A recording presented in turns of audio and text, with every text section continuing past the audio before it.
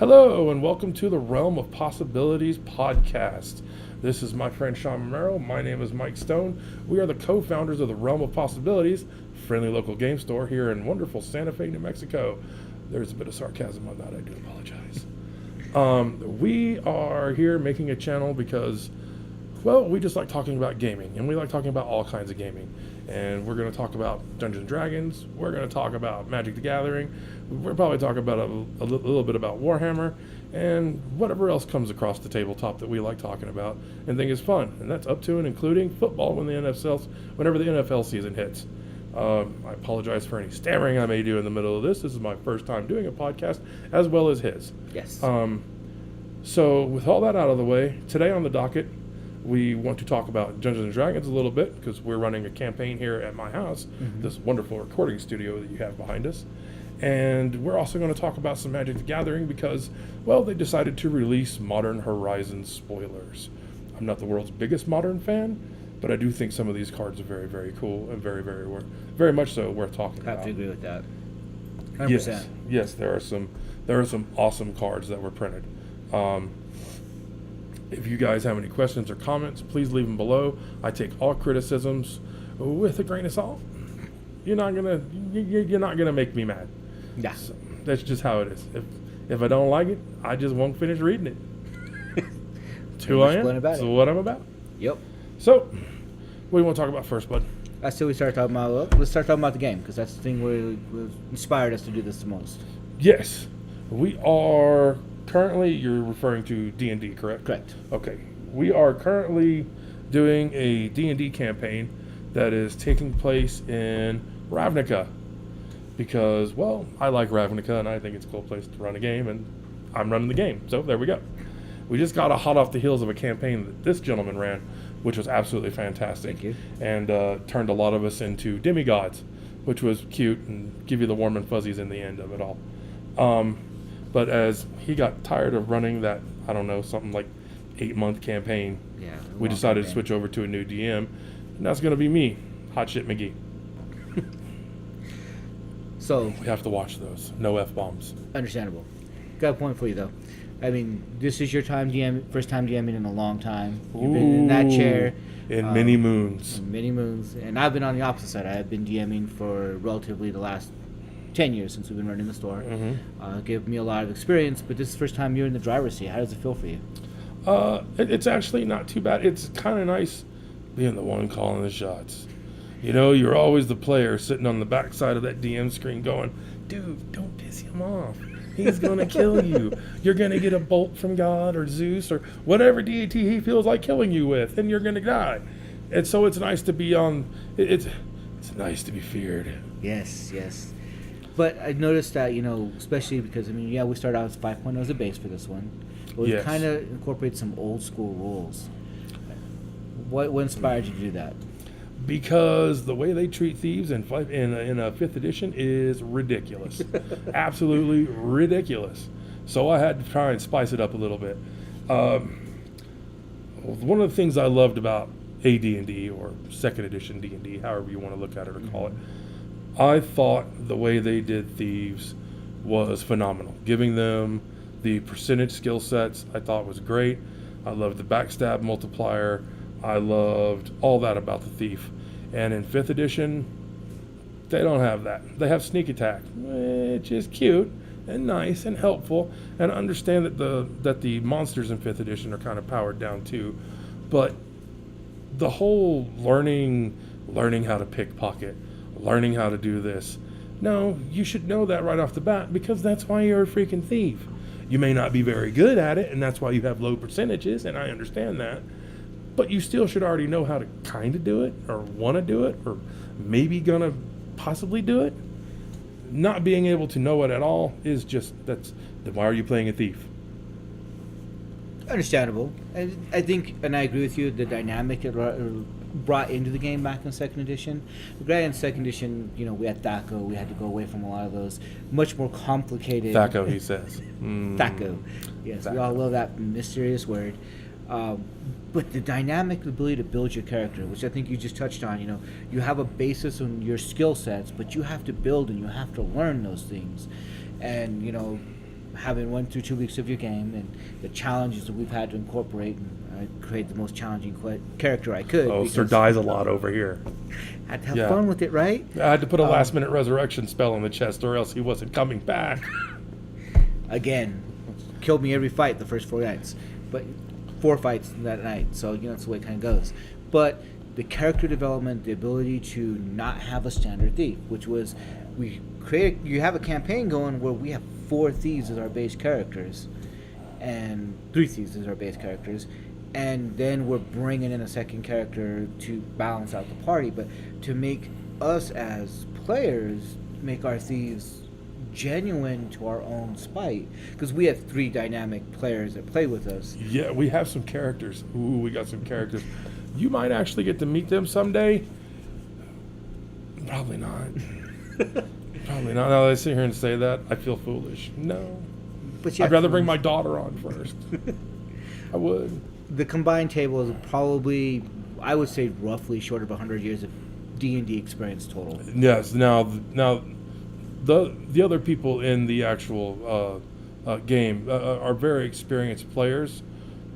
They're not people person, but they're experienced players. Yes. And they're very good. And luckily, the only people I have to interact with is me and him, and that's okay because we can handle them. Yes, Small doses. yes. Small. Shot glass. But going back to the point at hand is you allowed us, by going backwards to those editions, to build our characters into more than just dice rolling. We're not all going, oh, okay, I would go try and open the lock, which has happened. All 3 of us have failed numerous times.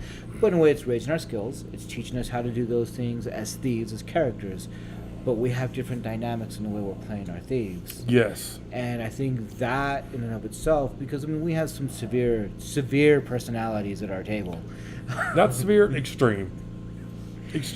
But luckily, as you were touching on, so there's me, the DM, and then there's 3 other players. Mm-hmm. And each buddy is playing a thief, like you said, plus a secondary character, which is, not a thief.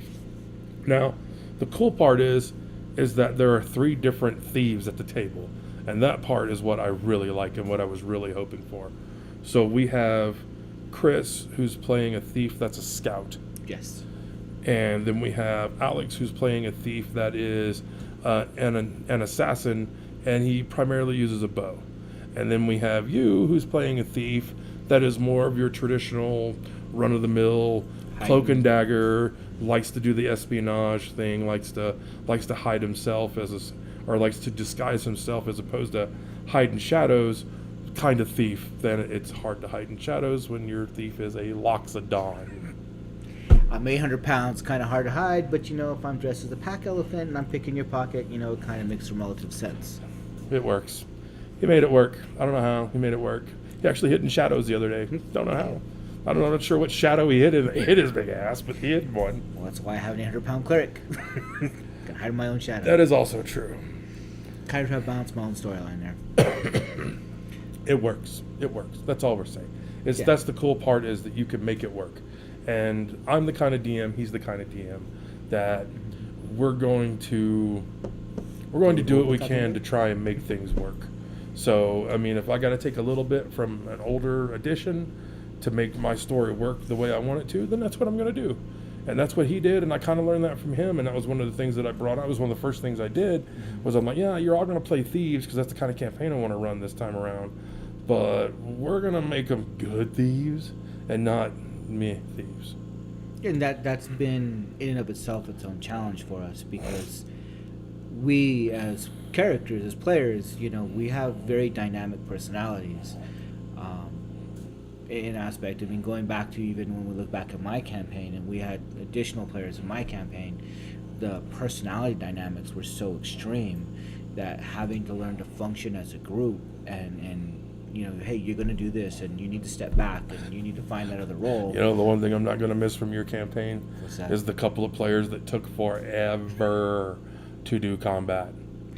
Yes, well, I got kind of crazy with my combat rolls, I can say.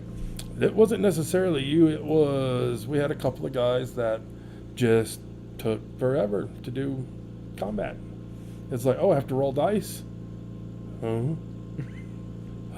You know who I'm talking Yes, yes. Well, Yeah. I won't name names and point fingers because, well, that's just rude. but it gave us time in some aspects. Now, especially with the game as it is now, is we've streamlined our roles in the dynamic that we're playing.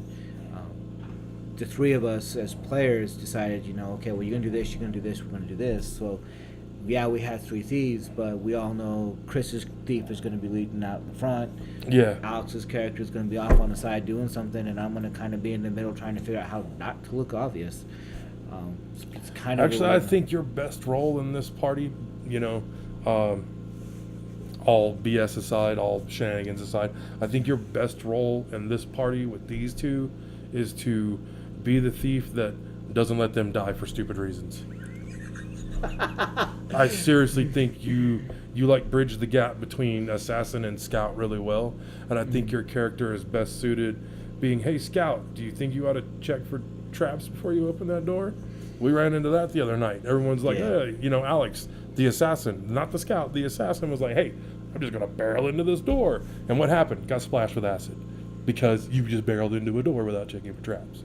Well, and I think, especially when we look back at 5th edition in and of itself and playing some of the traditional way 5th edition was rolled out when we first got it, having the game store, rolling out, having a couple different DMs try it, you're absolutely right, because what was the role of a thief? You weren't really opening doors as much. You weren't really checking for traps as much. Yeah, because you had to get those skills, and it was like 3rd or 4th level before you could even get some of those skills. Yeah, but you're all rolling off a d20. And now there's randomness, there's no growth. You missed that whole changing everything as it was to be something different. We had to go around and figure that out in 5th edition, and roles just became so monotonous. Yeah, it's because the characters, and I understand 5th edition is like that because they wanted it to be more feasible for new players to get into D&D, because D&D is a complicated game. It is not a I don't know what term to use that's not offensive, because Lord knows it'll offend somebody. True. You have to have brain power to play this game. You have to have motivation to play this game. You just can't walk in and sit down and, it's not Pokemon. It's not a video game where you can just turn on the Xbox and go. It is the magic of role-playing. Yeah, it's literally role-playing Magic. If you've played Magic the Gathering, this is the more complicated version of that. Yes. Which by the way, was declared by some damn buddy, I want to say Esports Daily, as the most complicated game in the world.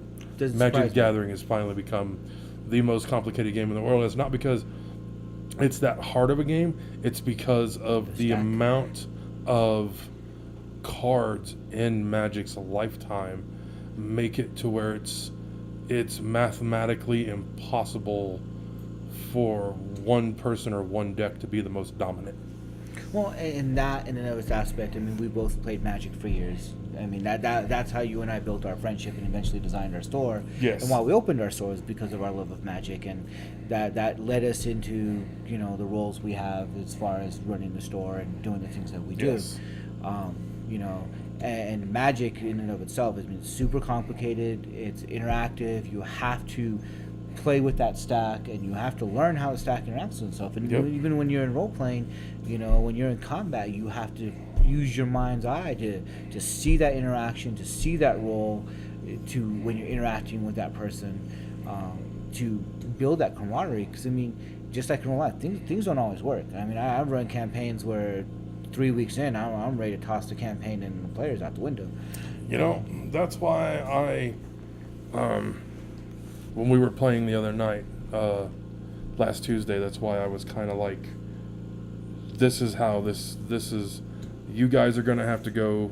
I had your non-thief characters wait outside. Right. I didn't let you guys come to that conclusion. This is how it's going. And I did that because I noticed in your campaign, when you would try and give us a little leeway, we had the one guy who just want to do everything the wussified way. Yes. It was like, well, you can either fight these guys or you can sneak by this road if you want to. And 9 times out of 10, if he's telling you what you can or you can't, you probably should, because there's usually something there you want to go get. There's a piece of treasure, or there's an artifact that we need, or I don't know, there's some information from a dying soldier. I don't know, but we had a couple of characters that were all about just going the back way, going the other way, and I'm like, dude, you're a giant freaking creature who's designed for destruction. Why are you running from the fight? And of course, I decided I wanted to take on 250 Salamian knights because. Yeah, why not? Yeah, why not? I won that fight. Yeah, that was some good rolls and some heavy spell casting and some. It was epic. DM did not plan that one out well enough. I will admit that. DM, that was actually one where we weren't supposed to fight them, and I was like, screw this, I'm in a bad mood, and these guys need to die. And well, I failed a lot of saving throws just out front. DM rolled really bad that night. This is a dynamic between him and I that is actually quite hilarious. He sucks at rolling dice. In all games. Dice hate. It doesn't matter what game. Warhammer, Magic, the dude never goes first, ever. Nope. Ever. If anything ever says flip a coin, he's flipping the coin because he ain't rolling a damn die. Yeah. D&D. He has one set of creamsicled 6-sided dice that he rolls for damage. They roll well. Mm-hmm. Every other dice in his giant dice bin, Yeah. Except for my red ones, y'all. Not my red ones, and I rolled a hit. And me, I roll a 20-sided. 9 times out of 10, it's 13 and up. Yes, that is true. 9 times out of 10, it's 13 and up. 7 times out of 10, it's a 20. It sucks because I kill these guys left and right, and I'm not even trying. It's like, roll a crit. Yeah. Well, at least you're creative with your crits. You want to know what's messed up? Last week, I was rolling all my attacks with disadvantage, like on purpose. We're level 3 characters. Like I was on purpose, and I lowballed the creatures. They were doing like 1d6 plus 2 damage. That's it. And yeah, I know they were only 3rd level, so 1d6 plus 2 damage. That's reasonable. I'm rolling with disadvantage and still getting crits. Yeah. I rolled 2 20s twice. Yeah, you put us down quite a few times. Not as bad as the first night, but you give us a chance. You died only once the second night. Alex did all the dying this time. He did a lot of dying. Yeah, well, like 4 times. Both characters. Yeah, well, you got both crits against him. Yeah, I did. Oh God, I know, dude. It was gross. It was so gross. But getting back, so we're not off on tangents over here. But which we will do. We apologize in advance. It's just the way we kind of communicate with each other. So just bear with us. It's just who we are. We're old. We do it. It happens. Do what we want. Yeah. Privilege of age. Privilege of age. I can tell which is the older of the two of us. Yep. But going back to the dynamics of role playing and He's Magic, dirt, I'm a rock. Yeah. I was here before God. So going back to the dynamics of role playing and in and of itself with the game with 5th edition versus other editions, and even comparing it to Magic, sometimes I think games need that complication. It can't be so simplified. I'll agree. If it's not going to make me think, it's not worth my time, which is why I like playing D&D and Magic so much. You have to think. Now, see, and I'm gonna rag on Warhammer a little, not a lot, but just a little. It's not gonna make him mad. He's just gonna fight for his right. Watch, it's gonna happen. Absolutely. Warhammer it does not take an intelligent person to play Warhammer. To an extent, it takes a tedious person to play Warhammer. Mm-hmm. Mr. Accountant over here is perfect for that. Mr. No, not accountant, is not perfect for that. Because one, I don't like gluing little stuff together because I got big boy hands. I don't like painting little models because I got big boy hands. I don't like the way that Warhammer makes you measure all your movements and all your other stuff because that's just tedious, and I don't have time for that shit. Sorry. I don't have time for that. I would rather just sit down with a deck of cards from Magic and play a card game, or I would rather sit down with, I don't know, and see, this is weird. Warhammer's tedious. I will dive through an entire stack of D&D books to write a campaign. I don't care. It's just, that's fun to me. That is not. See, and I think that's where, when we talk about deck building, and your skill at deck building is far superior than mine. I love deck building.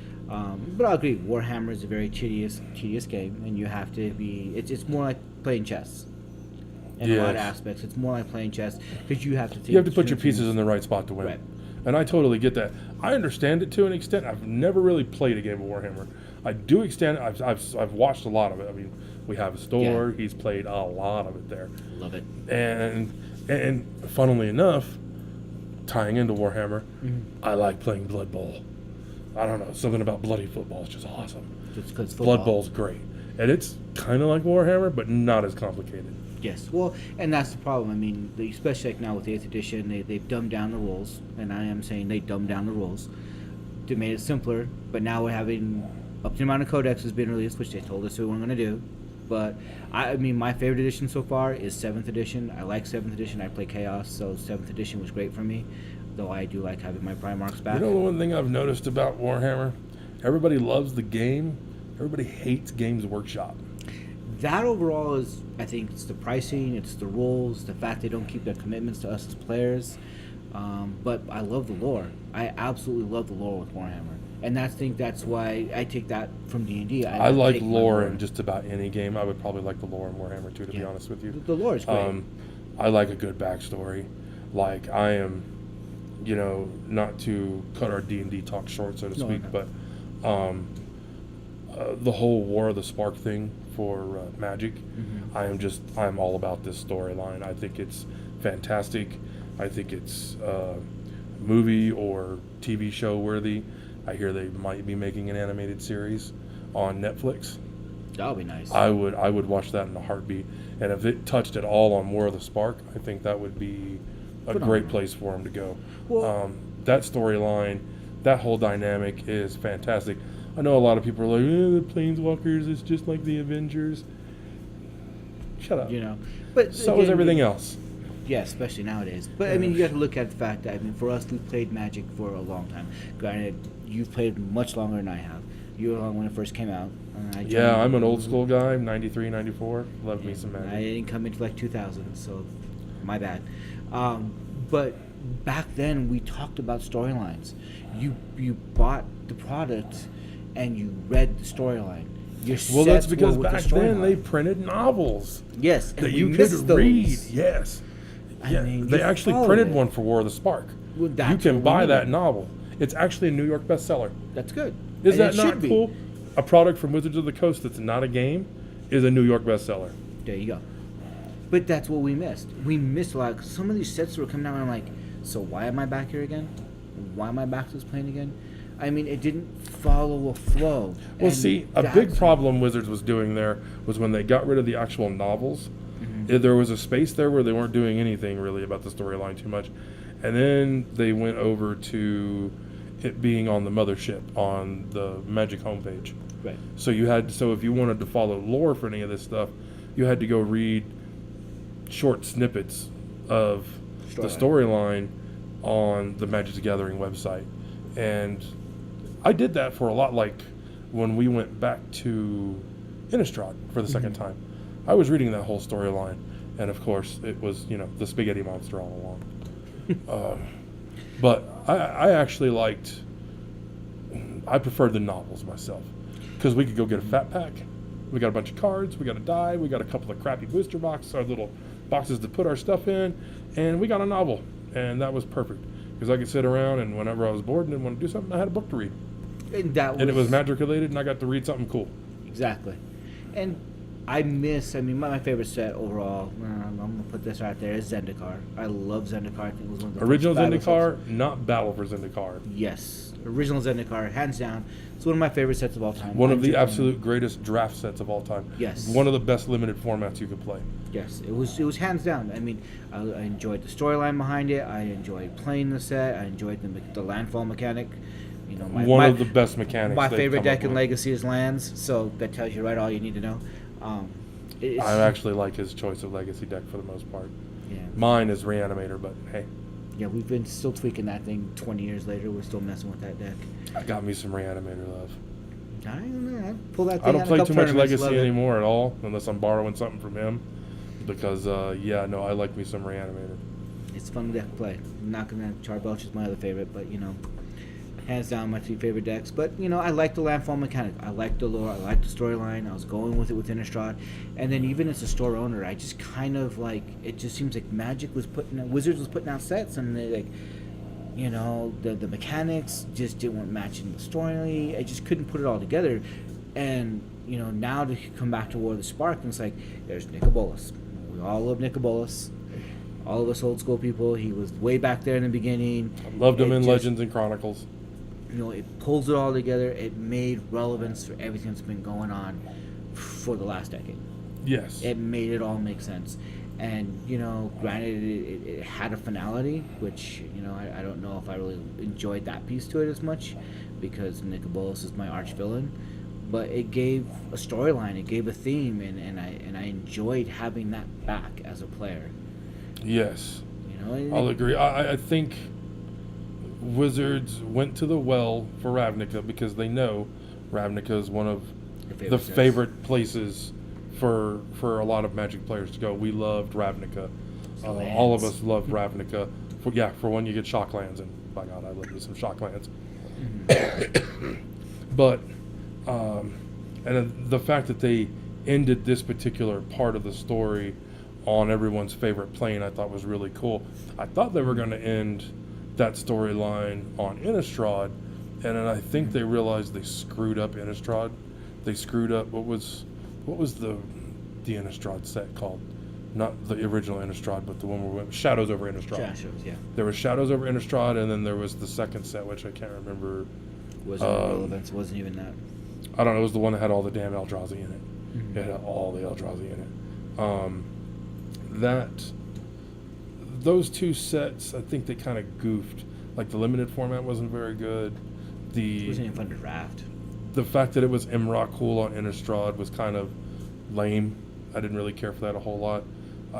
I liked the card that came, you know, Emrakul the Promised End was a great card, led to some very unfun games of Magic, but it was a really, really, really good card.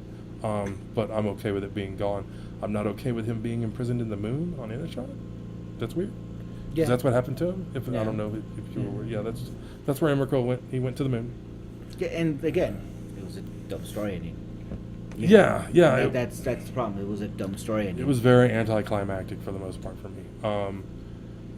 But I do like the way that they did the storyline from there on, because it was all in the making after that. Because they had the whole Emrakul thing, and then they went to, was it Amonkhet that they went to after Innistrad? Yes. I think it was Amonkhet. They went Amonkhet, and then they went to Ixalan, which I actually really liked that whole block. Ixalan and Rivals of Ixalan, those two sets were... Dinosaurs and Pirates. Kind of a Can't no-brainer. go wrong, bro. And then we went back to Dominaria, and my sweet Jesus, Dominaria was a hit. One of the top 5 limited formats that I've played in forever. There's like Zendikar, original Innistrad, Dominaria was really good. Those are the 3 that I can think of lately that have been really good. Dominaria was insane. Yeah. Dominaria gave us the new legendary borders, which I liked. Yes. I actually kind of like those because they stand out really easy whenever you're doing draft and stuff like that. It's like, oh, I should pay a little attention to this card, read it. It sucks. We'll move on. Yeah. Well, you know. There were a few of those in there. There were some stinkers, but they gave us some really good ones. And then after that, we went to, was it RTR? Yes. Or was it Guilds of Ravnica? No, Was that where we went to after? Because we got M19. Right. And then we went into Ravnica again. And then, so that storyline forward, so from Amonkhet till War of the Spark, I think that has been a very intriguing and very cool storyline. How Nicol Bolas has been planning this since Amonkhet, which has been like 2 years. Like 2.5 years, something like that. It's been fantastic. Well, that's the whole thing, is we're going back to and even if you let's tie this back to what we're talking about with role playing. Oh no, they went back to Zendikar in there. They did. The Battle for Zendikar was in there somewhere. See that how easily it's forgotten? Yeah, unfortunately. But going back to what we're talking about with role playing, you know, when you start talking about the lore and stuff and your backstories, I mean, we're developing our characters and creating our own backstory as we're going. I mean, at this point in time, and I have to applaud you because, you know, as a DM, going into another person's game, a lot of people are very, it's cut, it's dry, there's not a lot of thought process into No logos. it. So we have to, you know, develop our storyline through And here, I'm making my storyline. I'm not coming to the table going, here, my character was a master disguise thief, and this was my role, and this is what I'm going to do. Woke up and I've been recruited, and I don't know what I'm doing except trying to keep myself alive and trying to use my abilities to the best of my ability while I'm creating my identity amongst people who I really don't know whether I should trust or not yet. And I enjoy that role play. I mean, granted, our party, our group of friends, we've known each other for a long period of time. We have. And I know, having DM'd, especially those two individuals, in a numerous amount of games, what I can expect from them as players. It's been a long time since I sat on this opposite side of the table where, It's almost odd watching you walk in the door without your giant box of crap that you need to DM with. Because I have my giant box of crap already that I'm DMing with. The DM is you end up with a giant box of crap every week. But it's in my kid's playpen. It's hilarious. Yeah. Well, normally mine's coming back in my truck. I think it's still there. But, it's the interaction that we have to develop now. I mean, I've played, like Chris has DM'd a game for me, Ray's DM'd a game for me. And a lot of times the players that I played with, I got disinterested in the game and the storyline relatively quickly. Chris Smith, who did a different game for us, I really enjoyed his storyline for a long period of time, just running the store to get out and able to play. And he was a great personality to play with. But it's been a long time since I've been this interested in where I've been had to, as a player, really forced to work my character into existence. And I'm enjoying that challenge because I'm a thief in a group of thieves, and I have to find my role. When you're a needle in a haystack of needles, you got to make yourself stick out. And that's Pardon the the challenge. pun. Yeah, well, and that's the challenge, because we have such dynamic personalities. Yeah. And the challenges that you're throwing us, yes, there's simplistic from a gaming point of view, opening locks, determining whether this person is that or something else, whether they're, and then having the magic lore on top of it, where I've played Ravnica every set since it came out, and enjoyed it, and now I'm seeing my favorite cards come to life, my favorite creatures that I'm used to are there, and I have come to a conclusion while I'm running this campaign. I'll tip my hat a little on this one. I am trying to stay away from using regular D&D monsters for the most part. I am trying to stick to Ravnica or originated monsters. That's why you fought the Cruel Warriors last week, the little Cacklers. giant insects guys, and and Rakdos Cacklers the week before. That was hilarious, by the way. And then what was it? It was a Rakdos Cackler. It was a Glowspore Shaman. And there was a horn collar from Selesnya that was in that room too. There's like a bunch of different stuff. Mm-hmm. The first campaign was weird, but it was fun. Yeah. Well, it's been challenging. It's been different. And last week you had the Crawl Death Priest. Oh, God. That dude was nuts. Yeah. And then they fought Storov. I had him go against Storov at level 3, which they actually won that fight. And I didn't even dumb him down. I fingered to death this fool. Yeah. It's actually doing good. It's how I died. It's how he died. You can't like help 86 hit points. Just dead. Well, I guess you owe me a few deaths for the 20 years I've been kicking your ass. I've killed off a few. He's died 5 times. It's the tip of the freaking iceberg. Hey, man, at least I ain't going to Fluffy Bunny Plane. We're good. No, I will not be visiting the Fluffy Bunny Plane in my campaign. Yes. I have enough on Ravnica for you guys to deal with. I mean, we haven't even... You guys just went against, what was it, Golgari last week, which is... this week, I'm not going to lie, it's going to be a different guild.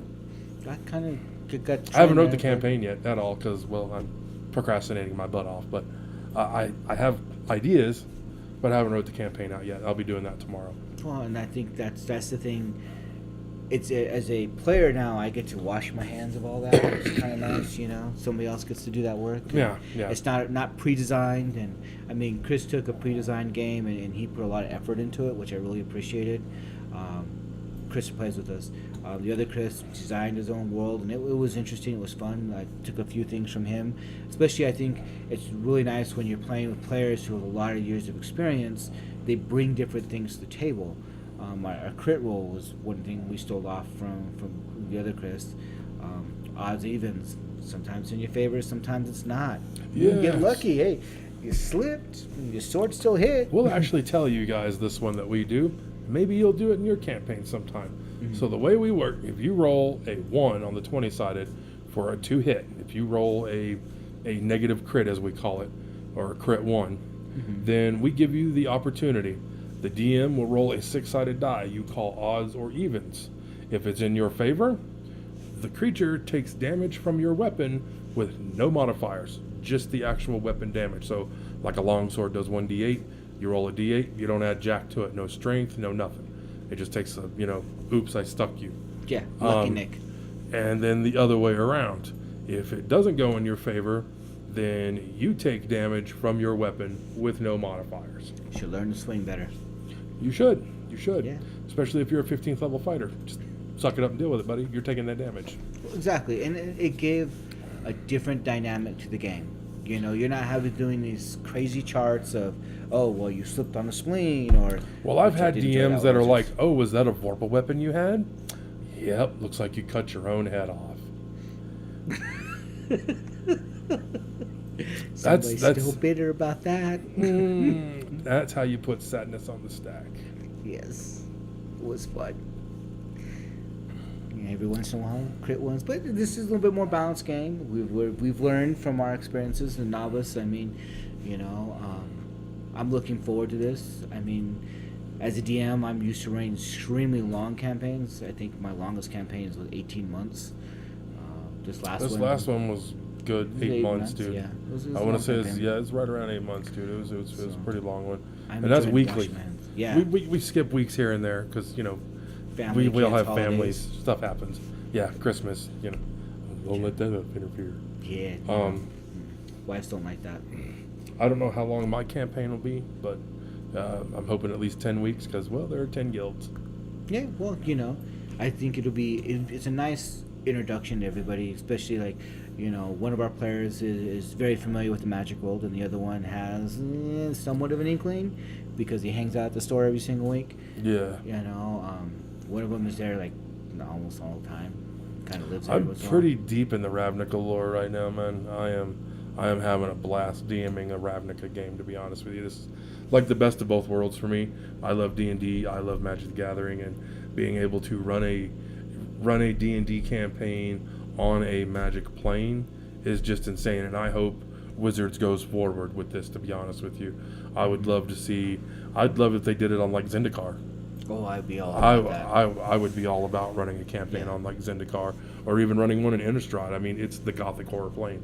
That would be a blast too. Yeah, absolutely. It's werewolves, vampires. It would be like going to Ravenloft, just not as bad. Ravenloft is so much fun, though. Ravenloft is my favorite Dungeons & Dragons realm of all time, period, ever. I love Ravenloft. Lord Soth. Second only to Lord Vader. Yeah, well, that goes back in the lore and history, and that's why, we like D&D.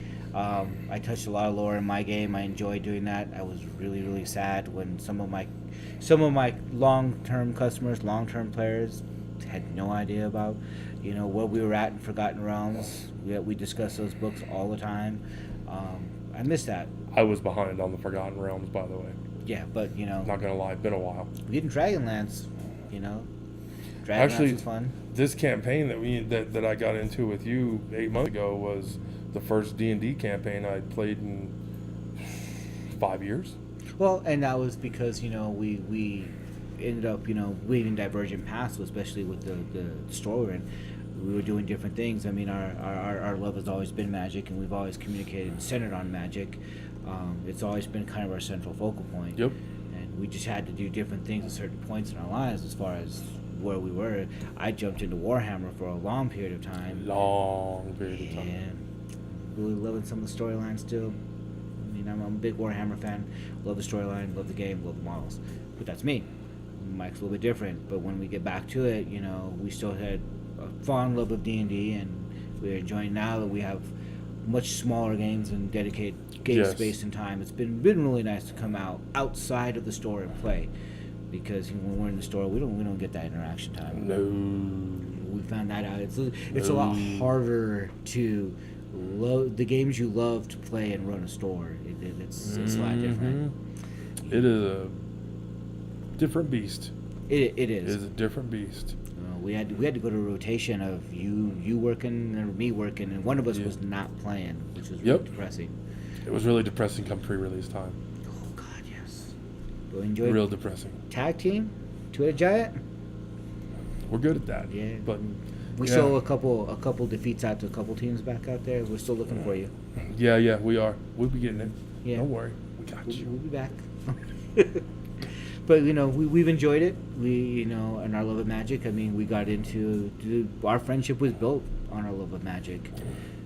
Played a lot of Magic in your basement, bro. Yes. A lot of Magic in the basement. Got Magic in your old house. A lot of Magic in my old trailer. Yeah, Yeah. it was pretty good. I mean, we enjoyed it. We built our legacy decks, and call out to our buddies in Albuquerque. They helped really straighten us up when it came Yeah. out to legacy. We took a few. We went beatings. down there with some absolute jank. I mean, just stanky jank. Yeah. And got wrecked. Had no business getting in that legacy tournament. Oh, Mr. David Daniels whipped out the. Ad nauseum, We got punked with Ad nauseum, Reanimator. Merfolk, Mm-hmm. and that damn Countryside Crusher deck. Oh God, yes. Oh, aggro alone. So brutal. Oh, Dark Helmet. And Maverick a couple of times. Mhm. Now decks like Lands weren't out back then, and Right. like, thank God we didn't have like Grixis Death Shadow or any of that crap. No. No Delver decks back then. That was prior to Delver existing. We took some reckons, we took some trainings, and we thank you guys for the ass whippings we got.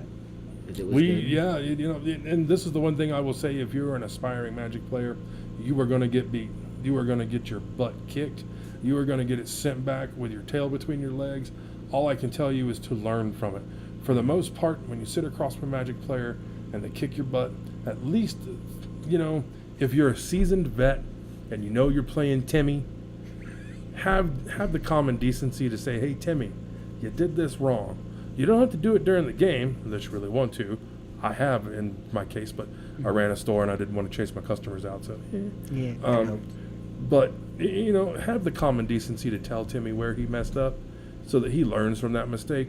Don't just be like, "Hey, you suck, kid," and walk off, because it's just kind of a spike thing to do. And I understand being a spike, but you don't have to be a prick. The thing about it is, we've been on both sides of that. We've been where we are, the seasoned Yes. players. And yes, owning a store, we did think more about how the impact was on our customers. And that did teach us to think a few ways. But I've been in tournaments, I've been in Grand Prix where, I've watched players around me crush new players and be really disrespectful. And it's a sad thing because, if we don't have opponents to play, then what's good to play in the game? I'm not going to lie. It's really nice when Timmy kicks Spike's butt. Yes, it is. That just makes me giggle inside. It's always much fun when you can watch that novice player come back and squash somebody's brain. Yeah. London. Oh God, yes. London. He was horrible when he was a kid. Oh, I'm so proud of him. Terrible. Except when he played, what was it, Madcap Skills? That kid, he was the ultimate Timmy with that deck. Turn 1, whatever, turn 2, Madcap Skills, turn 3. Oh, look, more Madcap Skills. Yeah, You're dead. it's all right. I mean, we've created some new players. Tate. Tate he's a phenomenal player now. I We can't. converted a couple of Yu-Gi-Oh players to Magic. Yep, Luis. That was Joe. Yes, Joe. and they're phenomenal players. Commander players now. I hate playing Joe and Commander. I hate playing Joe and Commander. He plays some of the absolute dumbest stuff that's just so good.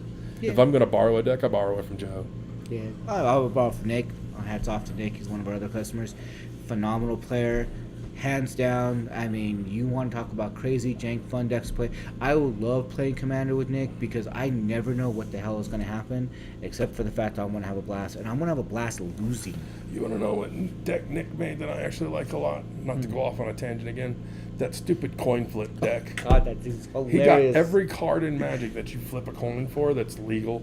Yes. And he put it all in one deck, and it is just freaking fantastic. He has the two twins from. Yes, you draw when you win, and they get powerful when you get a win from Yeah, Battle yeah, from Battle Bond. That was great. I hear they're coming out with a Battle Bond 2. That'll be hot. I don't know for sure, but that's what I hear. And that'll be a lot of fun. I'll play the yes. hell out of that. I enjoyed that. That was a fun set, along with the conspiracy sets. Those were always fun off-the-wall sets. But, you know, I mean, when we look back at the impact Magic has had on our community and on our lives, it's been great. I've met some really great players. I've met some really fun players. I've met some bad players. And met some really, really bad players. Bad sports that, you know, took a lot of bad taste out of you. And, you know, still want them around. There are the people out there that you want to reach across the table and smack. Yes. Don't. Ever. 1, 2. Go outside, scream, smoke a cigarette, do whatever you got to do. Don't hit anybody. It's not nice. No. But there are those people that you want to hit. We don't need to be hit. But back to course, you know, because we'll get off on tangents. Sorry.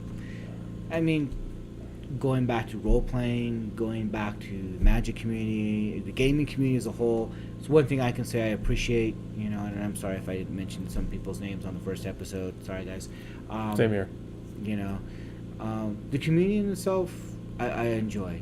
I've met people from all walks of life, all different For tangents. the most part, the Magic community is pretty good people. Yes. Like, when you know, from the people I've met at tournaments I've gone to, from the people that I see Weekly. on Twitch or wherever else you're watching Magic, most of these people seem the people that you watch on that stream.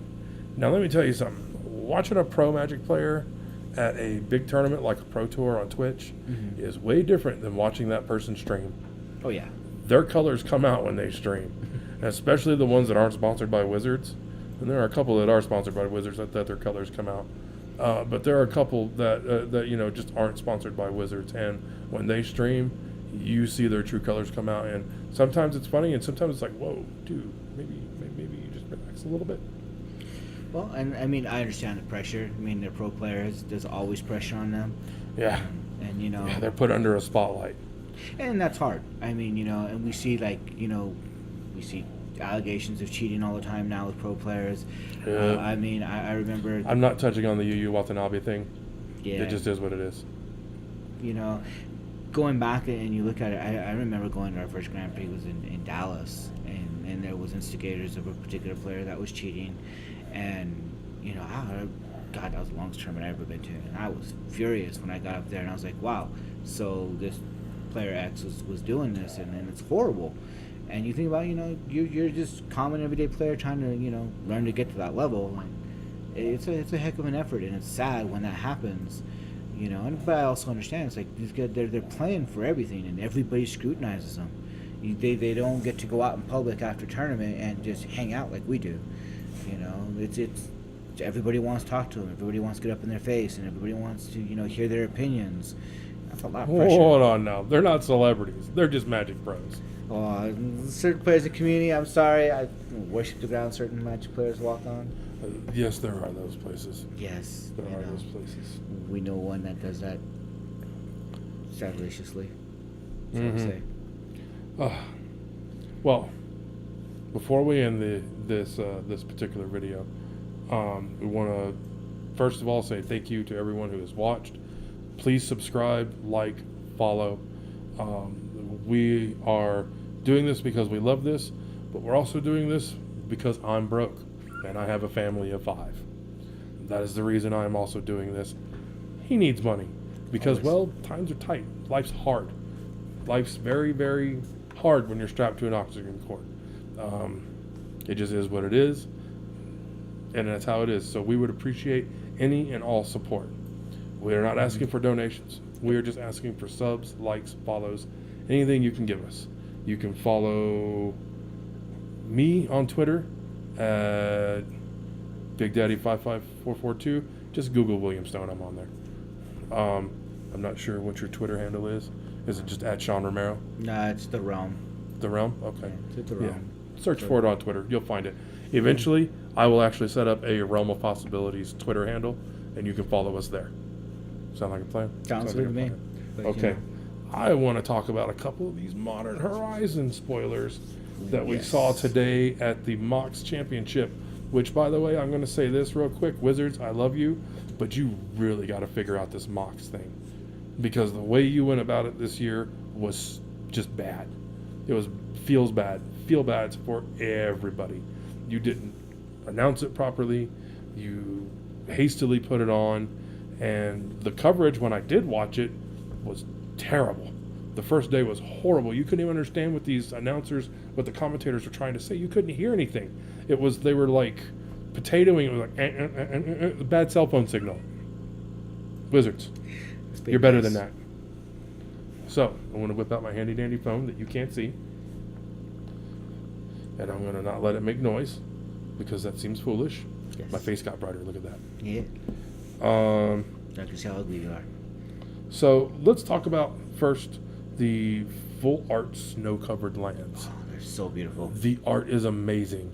And when I get technically sound enough to actually put these pictures on this screen for you guys, but if you want, the website I am using is scryfall.com. Modern Horizon spoilers, bam. And the one thing I'll say about Scryfall is they will not put a spoiler up there that is not verified.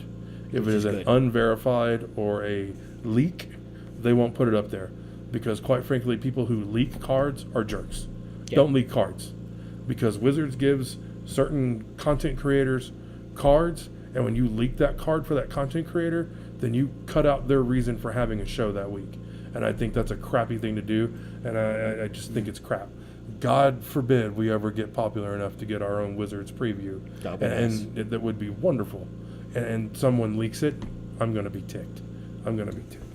So, but the full art lands, these are really amazing. They're snow covered. I don't know why they brought snow covered lands back. I'm not sure. I know that they are played in Modern from time to time. But this island, and yes, I'm a blue player at heart. This island is pretty, bro. And this mountain is very pretty. The landscapes are well. Yeah, the frozen swamp, I love. Yes. Absolutely love. Well, I liked. Granted, and they're in the style of the full art Zendikar lands. Yes, and artwork with Wizards has improved dramatically since we first started to play, but these are really impressive. I mean, if anything, I'll buy a box just so I can get the lands. I'm with him. So let's go over the first one I saw, which is Choking Tethers. It is 1 blue, 3 generic for an instant common. The first few are always common. Tap up to 4 target creatures, and it has cycling for 1 blue, 1 generic. When you cycle Choking Tethers, you may tap target creature. So 2 mana, tap a dude, draw a card. We have that in standard. It's called Depose. It's not bad. It was pretty good in limited. It was all right. I think this is strictly a limited card unless there's some crazy cycling Psychotog deck that comes out. I mean, if they were like, I hear they may reprint Psychotog. That would be insane. Yes. I think that would be a crazy deck because you could make a wonderful blue-black or black-green cycling deck, especially with all the cycling lands from Amonkhet. Mm-hmm. That would be hot. Hot Schmidt. Next, we have Elvish Fury. It is 1 green for an instant with buyback 4. If you don't know what buyback is, go look the mechanics up. I'm not going to go over mechanics. Yeah. If it's in Modern, you should know the mechanics by now. Absolutely. Target creature gets +2/+2 until end of turn. Combat trick. Basic, simple, to the point. No frills. I mean, yeah, it's great. Buyback 4. Cool. You get to do it again later. Yeah, if you're paying 4 for it. I'm paying 5 for it. Paying 5 for the privilege of paying 6 later. Yeah. it's don't know if that's okay. mathematically I don't know right, if it's worth buying back. Exactly. It's worth playing once. I don't know if it's worth buying back, even in limited. I mean, you'd really just have to have nothing else to do with your mana. Goblin War Party. 1 red, 3 generic for a sorcery with choose 1. Before I get into this, Wizards is doing a lot with modal spells lately in standard, and apparently now we're coming to Modern. We're getting a few. I think modal spells are great. I personally don't play a lot of paper Magic anymore, like extremely little, because I can't afford it. I had to sell every card I own just to get by in life right now. But modal spells, I play on Arena a lot, and modal spells are just the bomb on Arena. Being able to have a spell that works, or even like the split cards from Ravnica, those are so useful on Arena when you're playing best of one, because it's a card that does two different things, Right. and yeah, you're paying a little bit extra for it for the most part, but that's okay. One of my favorite is Carnival Carnage. When the first half is Carnage, deals a damage to a creature and then a player, Right. and then the second half is Blightning, but instead of a 3-mana Blightning, good. it's a 4-mana Blightning. I'm okay with that. That's still pretty good. So, Lightning's Goblin a fun War card. Party. 1 red, 3 generic, sorcery. Choose one. Create 3 1/1 red goblin creature tokens. Or, creatures you control get +1/+1 and gain haste until end of turn. And it has an entwine cost of 1 red and 2 generic. Entwine. Love Entwine cards. I think 7 mana to get 3 2/2s with haste is actually really good. I think that's a pretty good rate. If you can wait till turn 7 and cast this and alpha with your team, I think you're probably going to be in a pretty good spot. Well, in turn 7, that could be ending the game. 6 in one power bit. of haste for 7 mana? Yeah. That's not, and spread over 3 bodies? That's actually really good. I actually really, really like that a lot. I think that's actually a pretty good card. It's good early. It's really good late. Like, really good late. Anytime you have options, it's always good. Agreed. Prohibit. 1 blue, 1 generic, instant, kicker of 2 generic. Counter target spell if its converted mana cost is 2 or less. It's alright. For modern, it's pretty good. There's a lot of 1 and 2 drop spells you want to counter. If this spell was kicked, counter target spell if its converted mana cost was 4 or less instead. See, that's better. 4 mana for countering a spell. In modern, that's a little steep. But the front half of this, now in limited, this will be really good. Yeah. Well, what But the sets front are half designed of with this limited for means. for standard or for constructed, I think it'll actually be pretty good. I think that would be because it counters like Grixis Death Shadow, Delver, counters Opt, it counters Bolt, it counters Forked Bolt. It counters a lot. I mean, Yeah, it there's a counters lot a of lot 1 of and 2 things, yeah. spells. Lightning Helix, Goblin Guide. I mean, Goblin it Guide. counters a lot of stuff. So that's actually, I think that might see constructed play, but I definitely think it'll be okay in a limited environment. Well, yeah, always remember every set's built with limited in mind, not so much. Well, they have to. They Yeah. have to. You can't put 250 standard playable cards in a limited set. Right. It would be 1994 all over again. So our next card is Headless Spectre. This is their homage to Hippie, Hypnotic Spectre. I miss my hippie. 2 black, 1 generic for a 2/2 creature Spectre with flying. It has Hellbent. I like that mechanic, by the way. Whenever a Headless Spectre deals combat damage to a player, if you have no cards in hand, that player discards a card at random. Well, anytime you're getting card advantage on somebody, that's always a plus. Period. I liked Hippie. I think Hippie's great for limited. I don't think this card's going to see constructed at all. No. I just don't think it's I just don't think the power level's there. Just like I don't think we'll ever see Thief of Sanity in modern constructed. It's great in standard, but it's just going to die to everything in modern. Right. Next card, Venomous Changeling.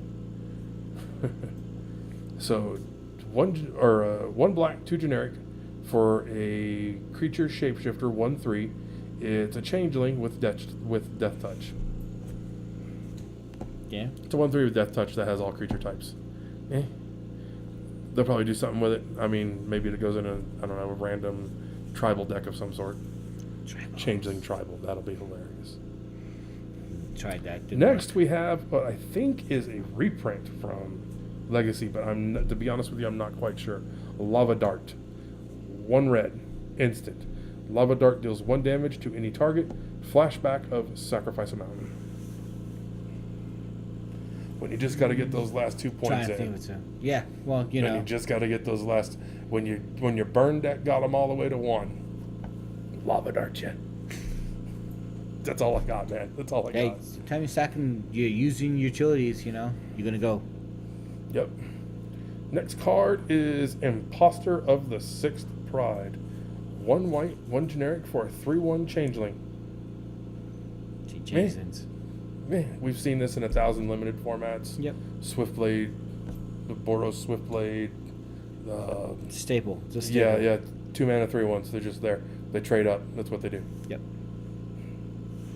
Savage Swipe, 1 green sorcery.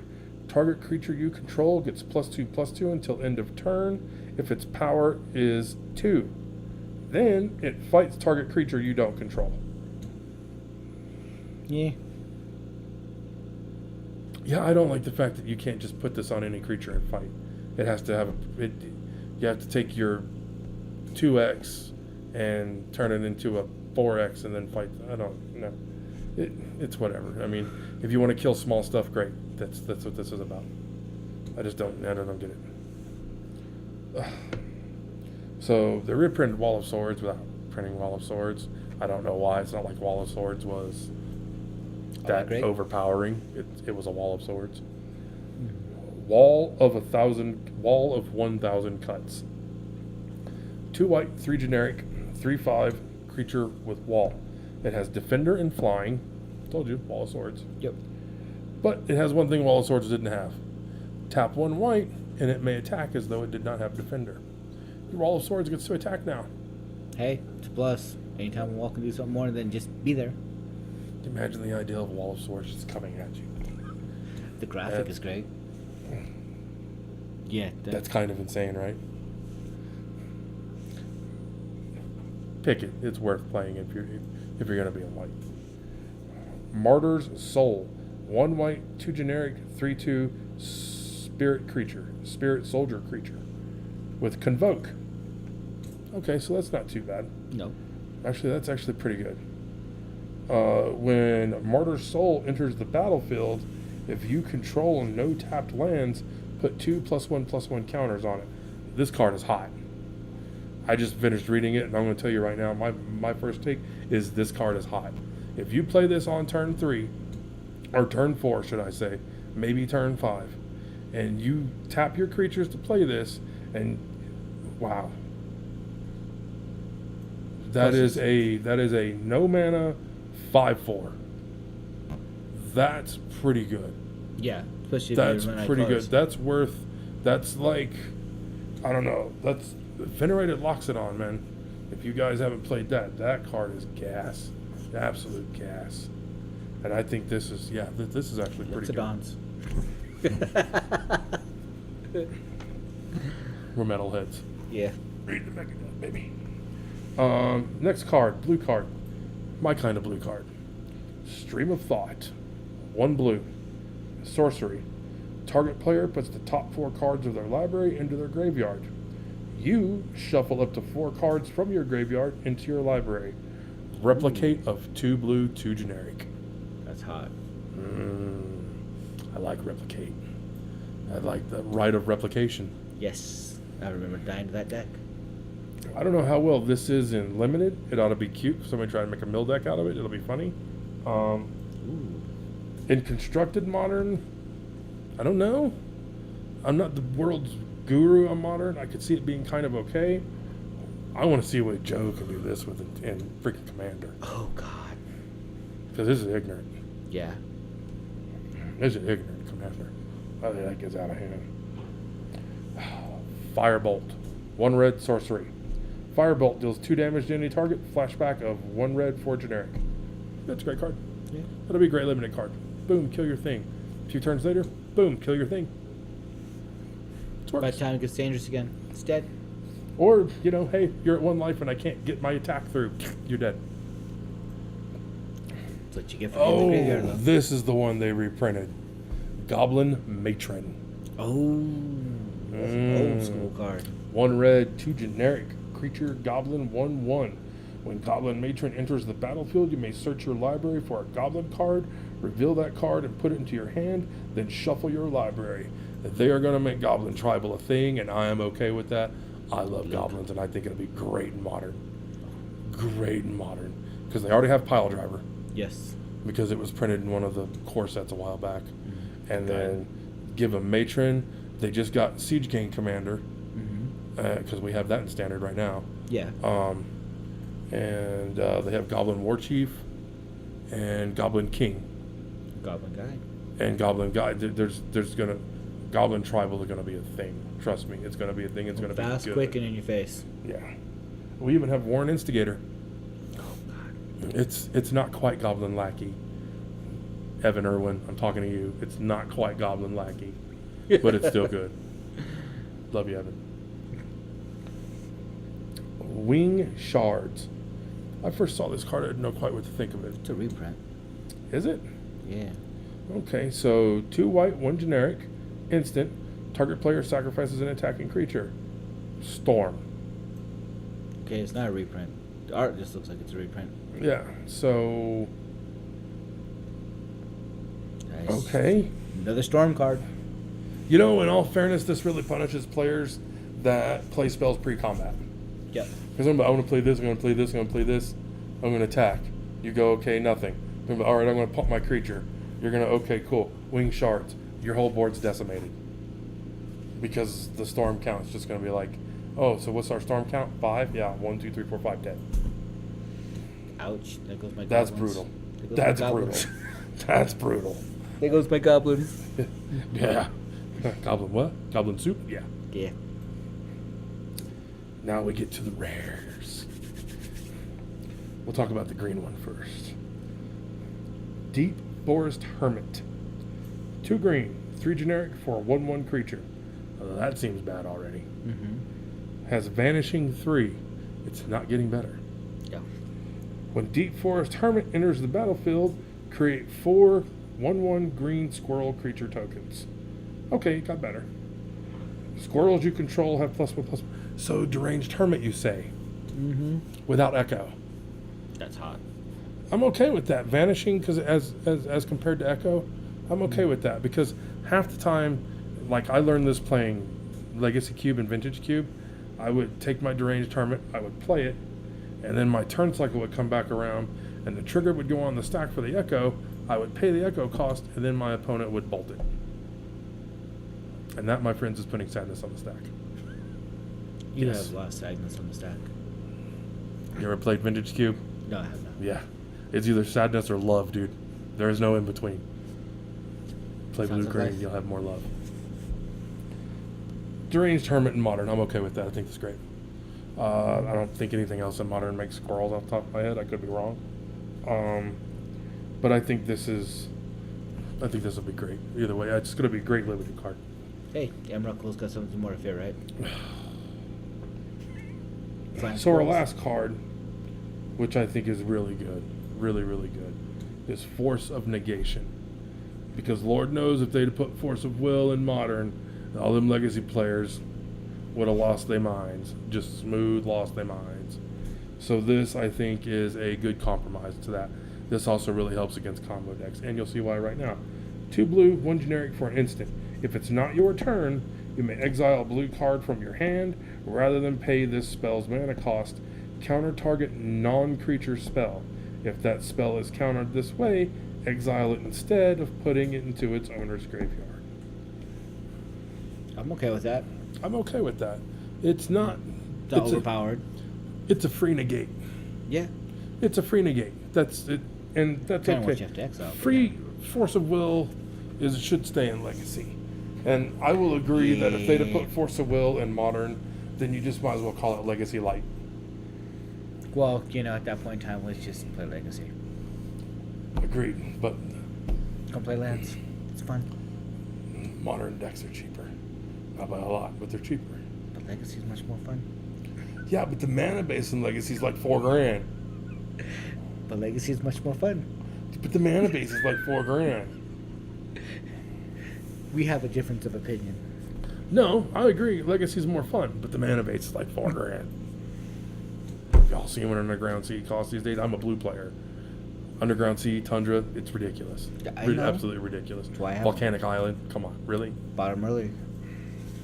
Sold my soul for him. He did. Ask him what he paid for his Italian tabernacle. Yeah. So Force of Negation. Mm-hmm. I like this card. I think this card's pretty good. Yeah, it was fun. Yeah, I mean, no, I think I'll agree. I think it's going to give us a balance into the game that's missing. Yeah, I'll agree. I think being able to turn off some of these, I think they're doing this because I don't know if you've seen the new hotness lately in Modern. No, I have not. So there is a card that was printed in War of the Spark called Neoform. Mm-hmm. There's one blue, one green sorcery that is a one-shot birthing pod activation. Oh yes, we were discussing this card earlier. So it's just a one-shot birthing pod. Mm-hmm. You get to sack. It's Sacrifice Eldritch Evolution, Okay. but it's instead of it being 2 green, 1 generic, it's 1 blue, 1 green. So you sack your creature, you search for a creature with converted mana cost of +1, Right. and then that creature comes into play with a +1/+1 counter on it, which Eldritch Evolution did not give you. That's true. So, bam, do that. So the new hotness is they're using Allosaurus Riders, which I don't know if you know what that card is. Right, It is a remember. 7-drop 1/1 that has power and toughness equal to the lands you have in play, I believe. Right. And then it also has the ability that you can exile 2 green cards from your hand and cast it for free. So there is an actual turn 1, turn 2 combo in Modern right now. I watched LSV play it on channelfireball.com. Shout out. And the first couple of games he got kind of wrecked, but there was a game where he had a turn 2 kill. And Ouch. what it does is he plays the Allosaurus Riders, he gets that out, and then he neoforms Allosaurus Riders into Grizzlebrand. Oh Jesus. It turned to Grizzlebrand in Modern. And then he uses Grizzlebrand to draw cards, and then he uses Nourishing Shoal and some giant green 15 mana cost worm to regain. Worldspire Worm. No, it's not. It's not even Worldspire Worm. It's some other worm. It's gigantic. It's like Abzan colors, but it costs 15 mana. So when you pitch it to Nourishing Shoal, you gain 15 life, and then you just draw your whole deck out until you draw Lightning Storm, and then you Lightning Storm your opponent to death. After you can either use Samut's Sprint to give your Grizzlebrand +3/+1 at haste, so it cracks right away. That hurts. And then you Lightning Storm them for the rest of the damage. Lightning Storm is a 3 mana, 2 blue, 1 generic sorcery. You play it, and as you play it, you discard lands. Your opponent takes damage, like 3 damage equal to the number of 3 damage per land you discard, or something like that. Ouch. But yeah, it's a turn 2 kill. Damn. He said it's a possible turn 1 kill, and he actually almost had it in one game. He just had to mulligan, but yeah, no, it's kind of busted, and it's Yeah, they did something to negate that. it's extremely consistent. The version he playing wasn't as consistent as another version that's playing blue for Serum Visions and Opt to help it find its combo pieces easier. This one's more reliant on you drawing them. Now, let me say this. Do you know the London Mulligan rule? No. Okay, Remind me of this. there is a new London Mulligan rule there that they tried out at the Pro Tour a couple of weeks ago. And what it is you draw 7. If you don't like it, you take it, you put it back, shuffle your deck, you draw 7 more. Now, if you don't like this 7, you take it, you put it back, you draw 7 more. Now, if you find this hand that you like, then you take 2 of those cards because you mulligan twice, and you put them back in your deck, and you just keep the 5. Did you put them back and then shuffle, or just put them back on top? Pretty sure you put them back and shuffle. Okay. Either you put them on the bottom. I think you bury them to the bottom. I'm not a big fan of that rule, but okay. I don't know if it's going to be in all formats, but I know that they tried it at the Modern Pro Tour, and a lot of people were pissed off because they thought it gave Tron an advantage. I don't think it so much gave Tron an advantage, but it gives some of the combo decks an advantage. Like Ad Nauseam got a big boost from it. Dredge loves it. Well, I can understand, but I'm a Legacy player, and I'm like, I think people are concerned that it's going to break Legacy. I don't know. I haven't seen it played in Legacy yet, but I could see where it might have some issues in Legacy because a lot of the combo decks are going to be able to just go off.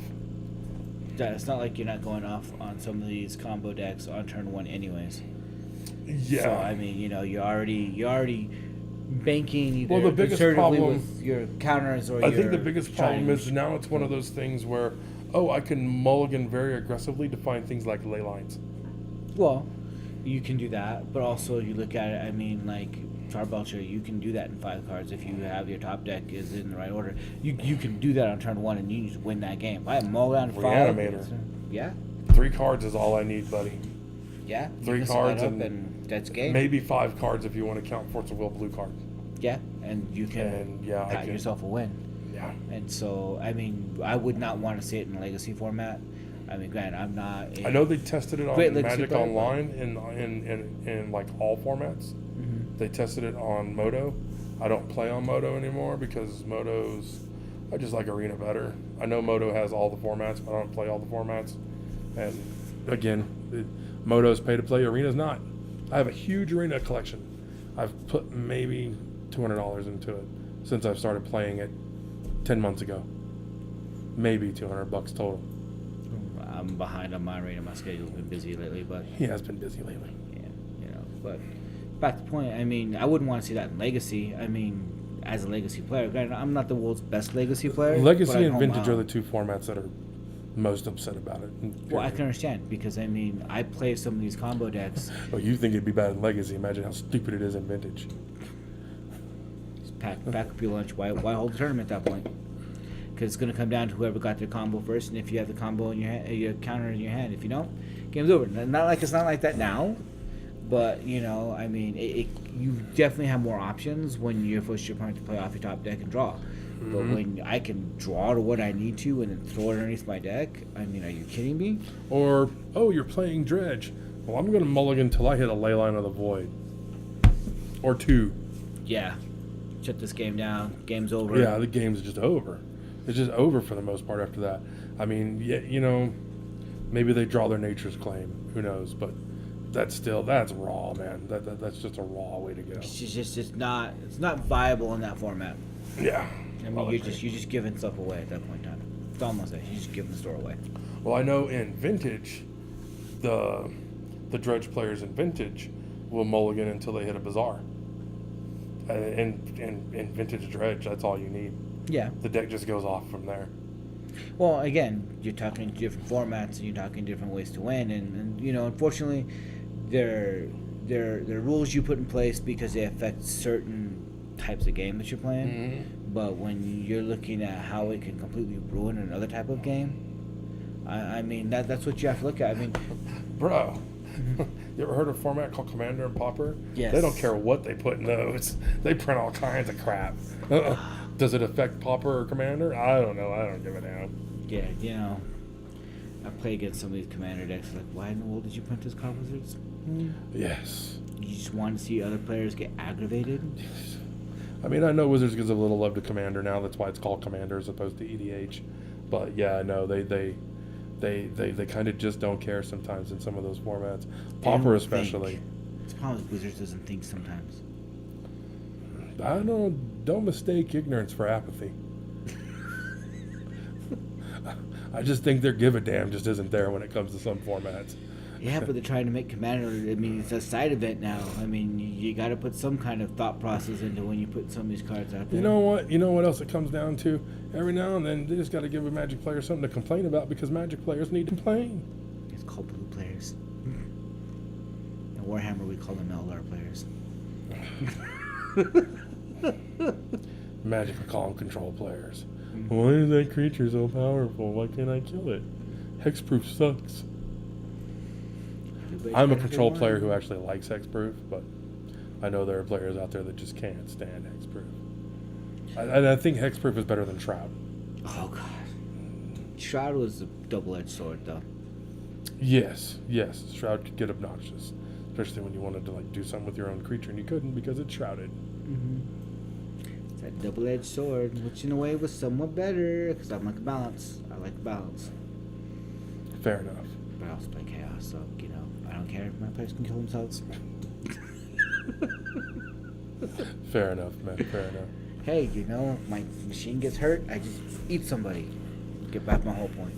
So, before we end this tonight, today, whatever you're watching, I think next week we'll touch on if there are any more Modern Horizon spoilers come out.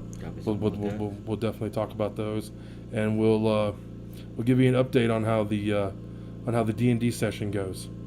We'll actually come back and talk about that and maybe you can give me some constructive criticism or not so constructive criticism.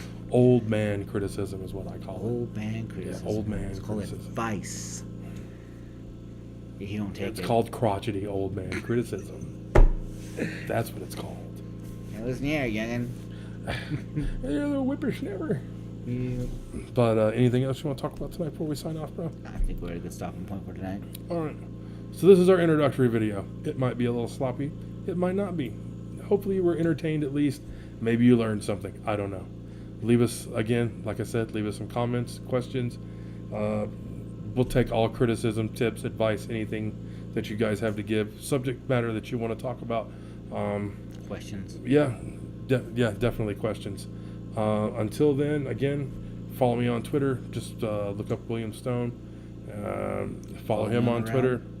And find us Realm of Possibilities website. Yep. You can go there and see what we got going on. And we're going to try and do a video every week. This one's going to come out on probably Monday. We are probably going to try and work on a more regular schedule. This week was a little crazy. I have an insane family. They all decided to get sick at once. And I didn't want to bring him over fresh out of his hot yoga class Hey. to catch bronchitis from my wife. Yeah. No. So yeah, we'll try and do it more consistently. We'll try and do it on a straight up schedule. But yeah, we appreciate any subs, follows, likes, comments, criticisms, anything. Laughs. Laughs, whatever. Burns, I'll take burns. Yeah. Fat jokes, I'm all down. Old jokes, he's good to go. It's all good. We're here for it. Until then, this is who we are. This is what we do, and we hope we entertained you. Yep. Catch you later.